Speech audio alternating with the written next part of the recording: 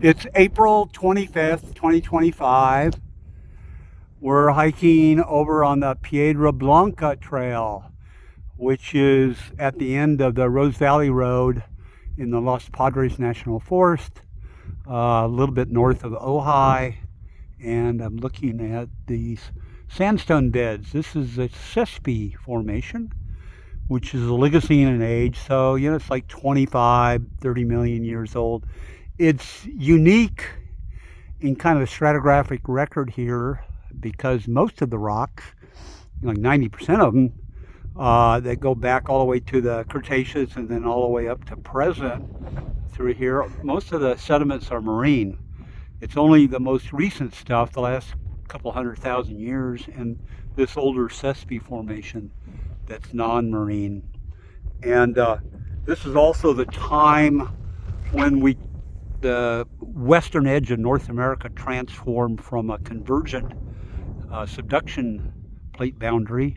The Farallon plate was being subducted under North America, and then eventually the ridge separated the Pacific plate from the Farallon plate. Eventually that ridge, that spraying ridge, hit the subduction zone, and the subduction no longer continued, and then you ended up with basically two different what are called treble junctions that migrated, one to the south and one to the north, and between them you formed the San Andreas Fault. And that's the present day situation today.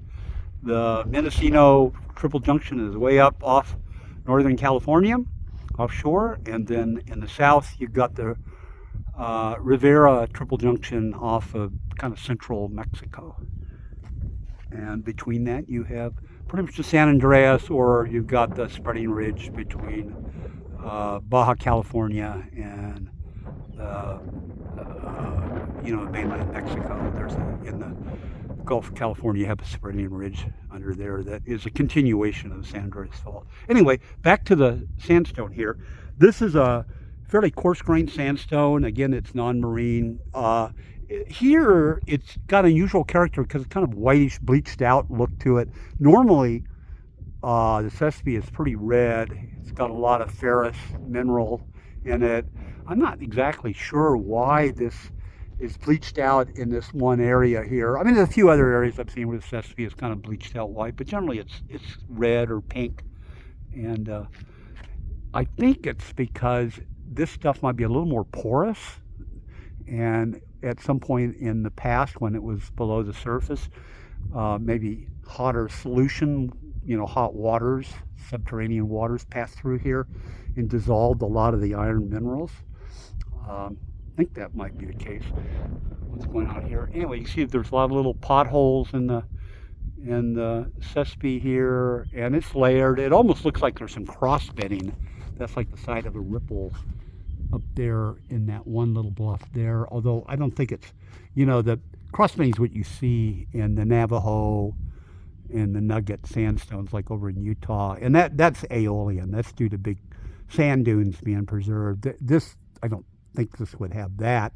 These are probably stream deposits that had ripples in them, but it does look like some of that's cross-bedded. Anyway, a neat spot.